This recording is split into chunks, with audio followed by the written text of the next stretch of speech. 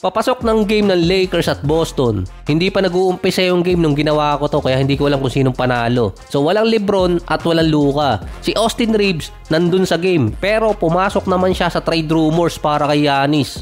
Dahil di umano nag-inquire itong si Luka dito sa Lakers kung makukuha ba nila si Giannis via trade. Historically, para mapupunta si Giannis sa Lakers dahil siya yung isa sa best big man pa rin ngayon. Ang Lakers para mag-champion sa history nila, kailangan nila ng isang best big man. Si Giannis ang available ngayon.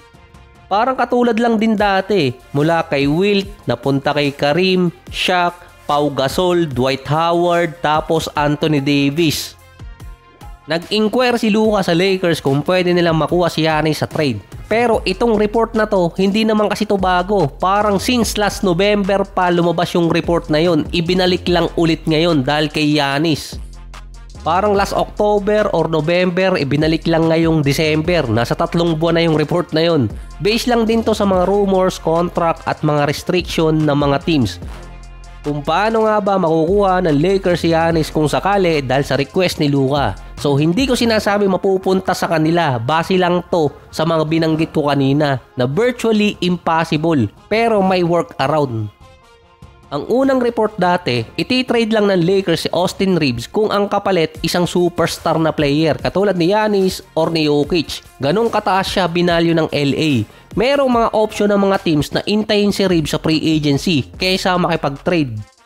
Kumbaga bad option ngayon ang mga teams na makipag-trade sa Lakers para kay Austin Reeves dahil may option si Reeves na umalis ng kanyang team na mapupuntahan kung sakali dahil meron siyang player option sa off-season. Hindi na kasi siya restricted free agent kundi unrestricted na. Ang isa sa pinakamalaking may value pagdating ng off-season next year. Isa pa, ang Lakers pa rin naman ang makakapagbigay or sarili niyang team ang makakapagbigay ng malaking contract. Pero kung matrade siya at ayaw niya sa team na yon, pwede siyang lumipat. Dahil mapupuno din ang salary cap ng Lakers kung sakali makuha nila si Giannis. Si Reeves din kasi pagdating ng off-season, willing namang magpababa ng kontrata. Siya din ang second best player ng Lakers ngayon. Kaya parang lugi kung iti-trade nila sa ngayon. Ang umaharang pa sa trade ni Reeves, kapalit itong si Giannis, contract. Sobrang laki ng agwat ni Reeves dito kay Giannis. Kahit nag-a-average pa si Austin Reeves ng 29 points, 5 rebounds at 7 assists per game. Kalahati ng value ni Reeves bilang player maitatapat kay Giannis. Pero yung value ng contract, 1/4 lang yung kontrata nitong si Reeves. Isa pa dong option kung maiti-trade ng Lakers si LeBron kapalit ni Giannis, yun madalian yun. Mukhang hindi naman papayag doon ng Bucks dahil anytime pwedeng mag-retire si LeBron. Malaking risk yun sa Milwaukee Bucks. Minimum pa siguro kay Giannis na merong 4 hanggang 5 draft picks na kapalit.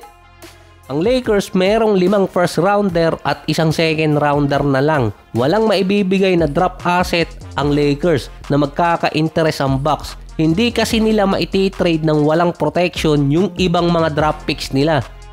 Ang mangyayari pa doon parang Anthony Davis Part 2 at maulit kay Luka yung nangyari kay LeBron na naipit sa trade ni Anthony Davis mula sa Pelicans. Ang pinaka-workaround doon kung meron team ang sasali.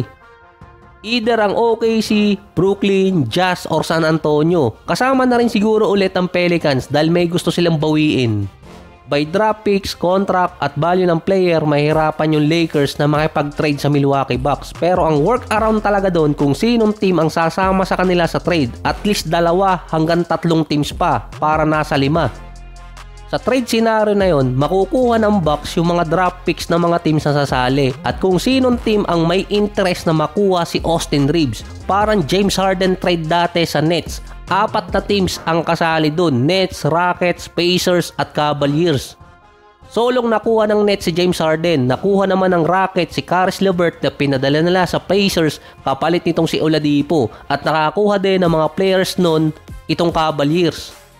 Nakuha naman ng Rockets ang nasa 8 draft picks na kapalit. 4 doon unprotected at yung 4 naman nakuha nila by swap. Na nabawi ng Houston yung mga draft picks na pinamigay nila dati para makuha si Russell Westbrook.